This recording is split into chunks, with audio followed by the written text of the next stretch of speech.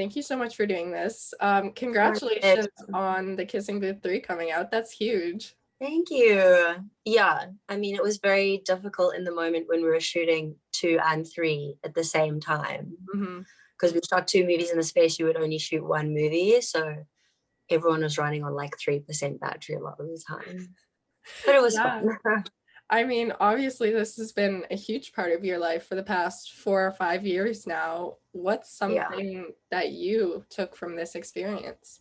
think it's always amazing how something stays with you for so long. Like even though we spend like 3 months together or X amount of time together and it stays with you for so long. Mhm. Because most people work like a day job or any kind of job and they spend time with that for like a set amount of people for such an extended period of time, you would understand that they would build a personal relationship. But in these settings, you spend so much shorter amount of time together than what other people generally do, and you build as strong, if not as strong, a relationship with people. So I think that's always an important takeaway: the friendships and the bonds you make with people. Hmm. These movies absolutely blew up, and I know a bunch of you did not expect to get the recognition you did. No, we were But just like, especially local. When I say local, I mean where we shot the movie. Local cast was like, cool. So that was like a fun project, and no one expected anything to happen, and then it just was like a bat out of hell. yeah, I mean, what was it like to kind of watch it grow, but also grow with it?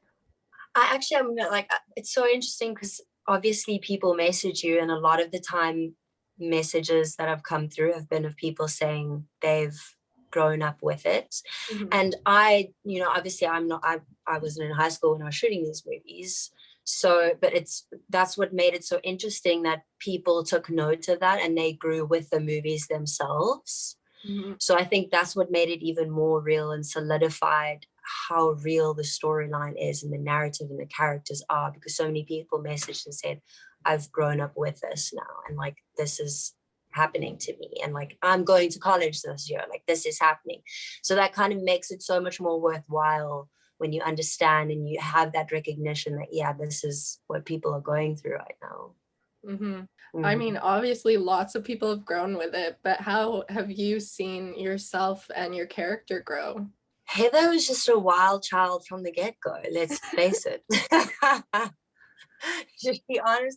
But it was interesting because she like started off as wild, and she just, like, in the first movie she had piercings and she wore fun things, and in the second and third movie, like, her hair's black, and she just like took it that one step further, which was just like, you know what, I'm Mhm. just gonna fully embrace that this is the kid I am, and Yeah. this is who I'm going to drive. And she even like drags other people into it with her, when, I mean, she completely converted like the yearbook guy, like the guy that's just like Yeah. taking photos of people, and she turned him into a complete little goth. So that for me was a really nice character arc, that, you see the moments where smaller characters form relationships on the outside as well, because Mhm. I mean, there's so many storylines and sub storylines, and that was a really nice one for me to see that, yeah, Heather's cool and she goes deeper into her gothic aesthetic by herself, but someone else is like, damn, I kind of want to see what that chick's about and like ride that wave with her. So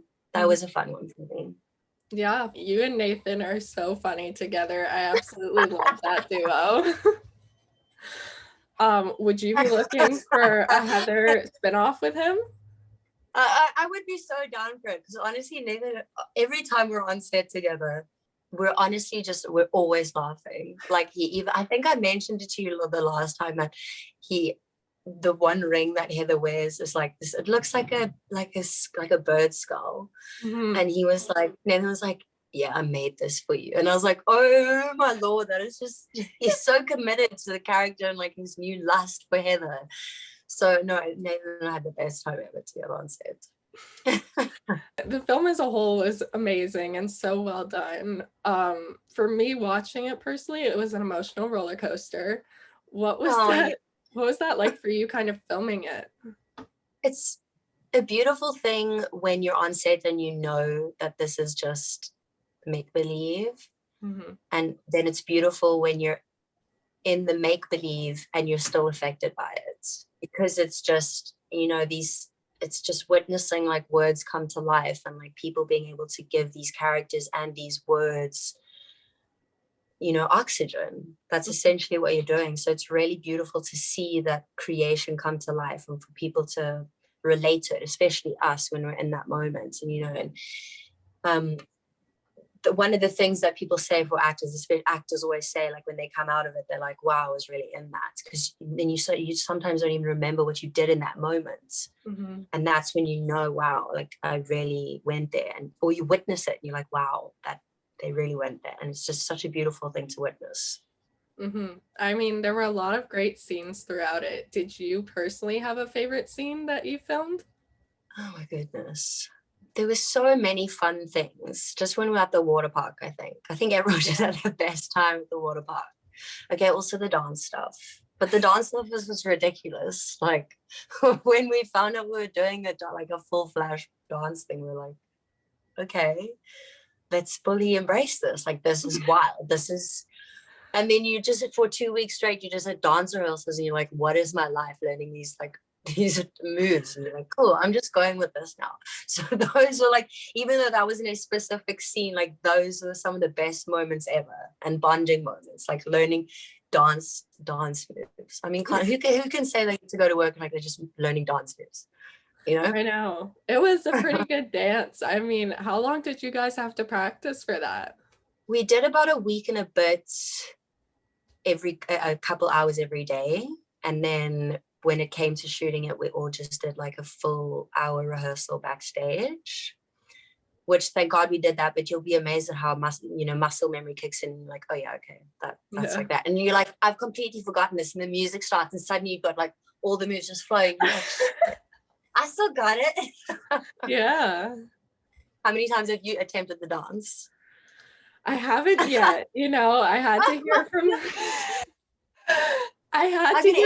right guys now. like how hard it was in order for me to like figure out how long it would take me. It was a lot. Because some days your brain is just like, no, Mm-hmm. I can't. And then Yeah. like some people, like sometimes you were just so tired you didn't know your left from your right anymore, and then someone's dancing in the opposite directions. It was ridiculous. You know what? We'll have a Zoom call and you can teach me all the dance moves and then we'll be ready. Yeah. I've got to go brush up on my skills then first, but then we'll follow back up with that. We'll make it happen. We'll do a little tutorial and it'll work. We're A for away, 1 million views already. Perfect. Yeah, obviously a big part of the Kissing Booth 3 was the schools and relationships, but it was also Ellen Lee's epic bucket list. Yeah. If you had to create your own epic bucket list, what would your top 3 things be? Wait, am I restricted to like being in one city, kind of like No. on the bucket list? Okay, cool. I really want to go to Iceland to see Okay. the Northern Lights. That's definitely on my bucket list. I want to go bungee jumping. I've been skydiving, but I feel they're very different. So, which is interesting because I actually have a fear of heights, kind of. So, You really? someone might have to push me off, and I would really love to own a llama as a pet. Does that count as a bucket list thing? I guess I could just like, Sure. I mean, you could buy a llama. Yeah, those would be my 3 things. Do you have like a dream color llama or like name for it? Or is it just in general? Just in general. I've had a pig, so I think I just generally enjoy like weird animals as pets. So if I have a llama, I'm fine with it. It doesn't matter what its name is or what color it is, as long as I have the llama. Fair enough. Yeah, when we last talked for the Kissing Booth 2, I don't know if you remember this, but I asked what was the longest scene to film and what was the like most fun scene to film. And I'm pretty sure the whole cast said it was in the Kissing Booth 3. Do you remember what it was? The most fun scene? Most fun scene to film and longest scene to film. The longest scene to film would have been, oh my god, I feel like I want to say the dance stuff.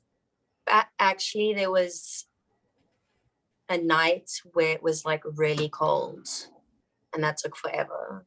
Maybe I'm just traumatized and that's why I'm saying that. That's what's coming into your head.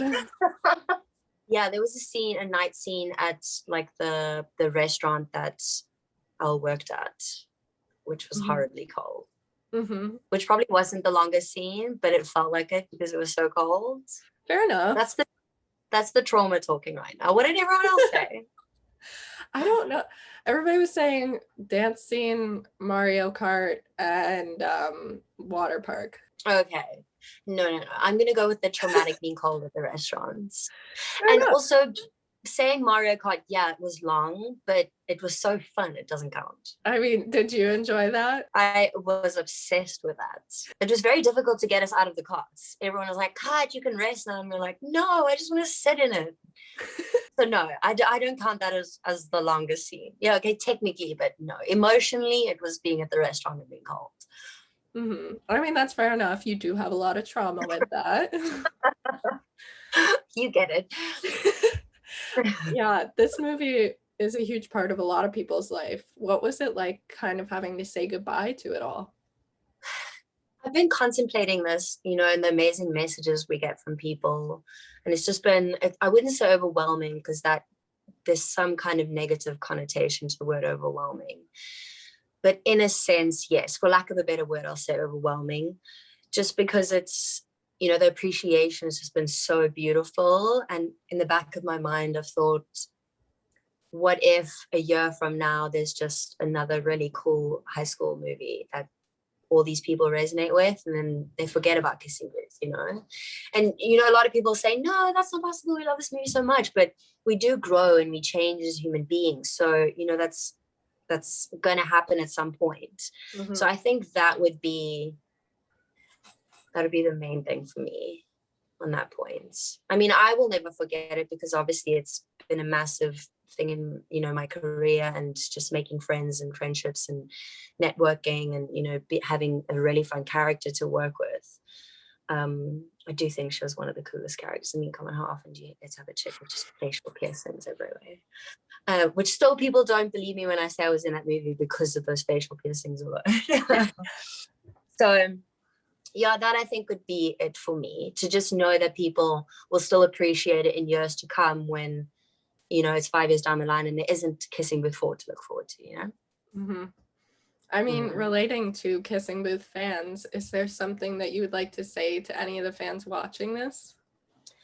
Just thank you so much. Thank you for everything, for supporting us and just believing in what we could deliver, because you love this storyline so much, and just appreciating every single character for whatever they had to offer you in whatever amount of time, in whatever capacity. It's just, yeah, it's been great.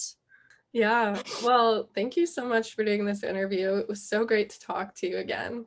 And you, thank you so much for asking me. It's always fun. I have a few fan questions for you if you're down to answer those. Yay! I was like, oh shit, does anyone care what I have to say? Oh yeah, we had a lot. Yay! I'll grab them Okay, here. hit me with them. All right. What are your favorite qualities about Heather? She doesn't take any nonsense. She really stands true to who she is. I mean, yeah, because most people that dress differently are, sometimes more susceptible to bullying. And she's like, no, this is my greatest asset. I don't care what you have to say about me. And I think that's what invites people into her energy. I mean, look at Evan. Hello. She got a boyfriend over summer and he's obsessed with her purely because of how she dresses. And I would say in the same regard that she doesn't take herself too seriously, which is important. Yeah. Who knows? There would probably be, down the line, a Bob blonde, you never know. Baking cookies for her husband in 3 years time. Who knows? Who knows? You No never one know knows. what you're gonna do. Yeah. Were you a goth when you were in school? I was not. But I did have a very gothy emo friend, like the full side cuts. Mm-hmm. Like I did have a friend who was very into that aesthetic. But as gothy as I got was having, I don't know, do you know all those plastic bangles you would get? They called them shag bangles. That's as far as I got. I had a lot of those. So, and I wore platform heels a lot. in high Okay. school. That's as far as I got. So you're So like a I'm little bit, but not too much. but not all the way there. So that's why I loved being able to play Heather even more. And I'm so glad people said I embraced her and did her justice, because I didn't have any of that when I was in school. No. Who did you get along with best in the cast? Nathan and I, of course, got on like a house on fire. Francis and I as well got on really well. We would often just like take a nap together and spoon before we went into makeup, and just like eat breakfast together and spoon and nap and stuff, which was great bonding time for us. I mean, napping is fun. I don't blame you. When your call time is 4 o'clock in the morning, like, yes, I'm gonna get out of bed and into another bed. It only makes sense. Personally, did you like the ending of The Kissing Booth 3? Yes. You did? Yeah. Yeah. Is that a controversial answer? Apparently, I saw yeah. people... Okay, interesting. I think the reason people assume that that's a controversial answer or don't enjoy the ending is because a lot of people that are in that situation, that is what's happening, and that's what they don't want to happen to them. Mm-hmm. So I think they're looking at it from a personal point of view as opposed to an individual's growth point of view. Which was your favorite Kissing Booth movie? I think the first one, just because I really, really love that interaction that Elle and I have when I make out with Jacob. And she's all like, did you just lay hands on me? And he was just like, yeah. Yeah. Yeah. So that for me from the first movie.